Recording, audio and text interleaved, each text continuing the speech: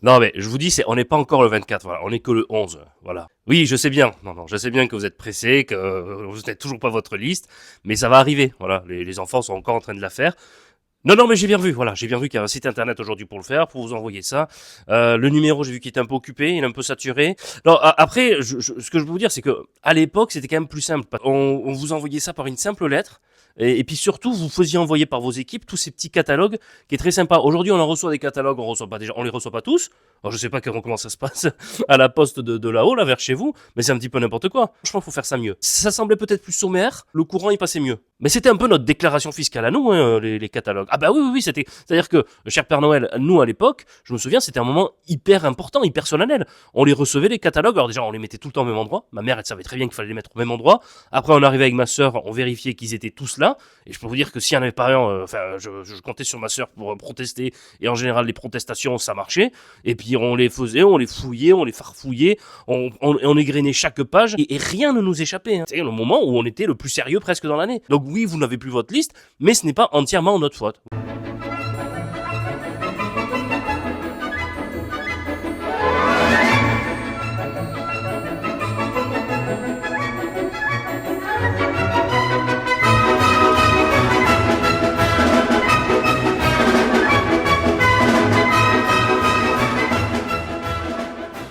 Bonjour à tous, c'était voilà la petite anecdote du jour que je voulais vous faire et vu que le Père Noël passait par là parce qu'il s'est encore perdu chez nous ce matin, je tenais à ce qu'il entende ces réclamations et ces petites anecdotes lui aussi du passé parce que il a connu ça, il était déjà comme ça hein, dans les années 80-90. Un jour, il faudrait peut-être qu'il nous dise son âge parce que est-ce que vous avez déjà vu, non mais ça on pourrait lui poser la question aussi, est-ce qu'on vous a déjà vu jeune?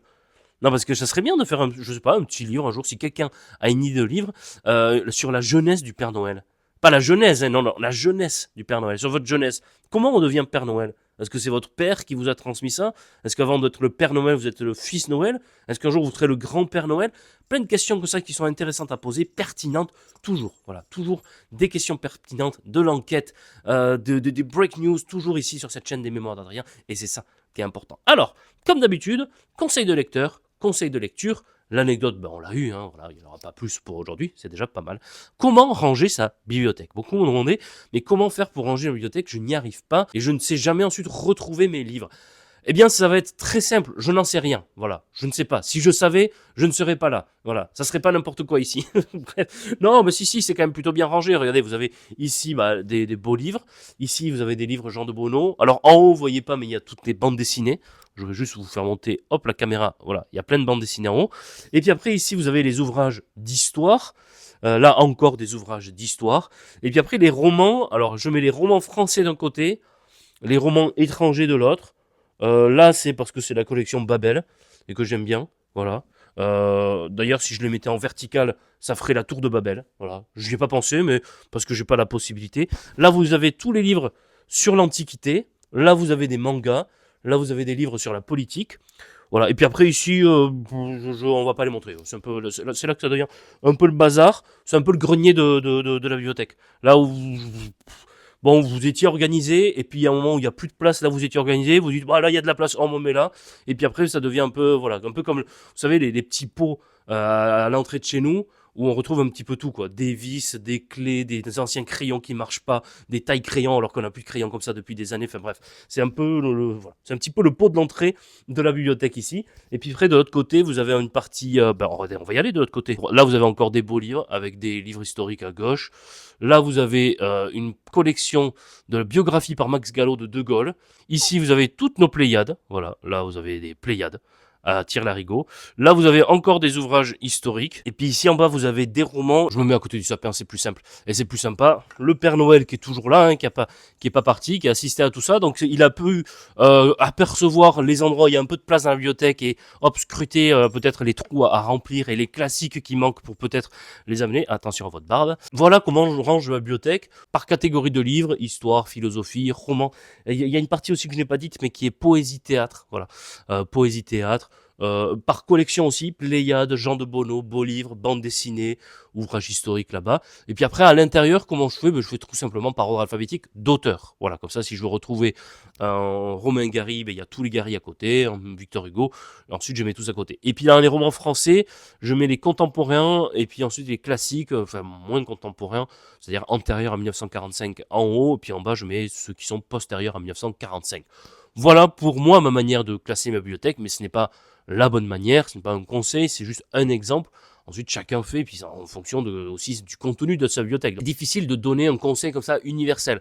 Ce que je peux faire, c'est que, ça, si M6 m'écoute, non, parce que M6, ça fait cauchemar en cuisine. M6, ça fait cauchemar même dans un salon de coiffure, cauchemar à l'hôtel. Ils ont même été faire du ménage aussi chez les gens, Super Nanny. Moi, je pourrais être Super Adri, voilà, Super Adri. Et puis, j'arrive chez les gens qui ont des problèmes de bibliothèque et je les aide à les ranger. Et je juge, en même temps, je juge les bibliothèques. Je dis attention, ce livre-là, vous n'êtes pas obligé de le garder, ça on peut amener en boîte à livres, ça on peut amener à l'Emmaüs, etc. Très bonne idée d'émission là. On peut le faire pour l'instant bénévolement sur YouTube.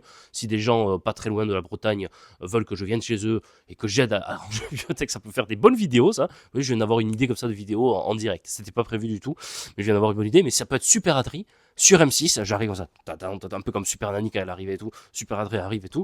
Et j'arrive et j'aide les gens à mieux ranger leur bibliothèque et à quoi faire des livres qui leur restent. Voilà.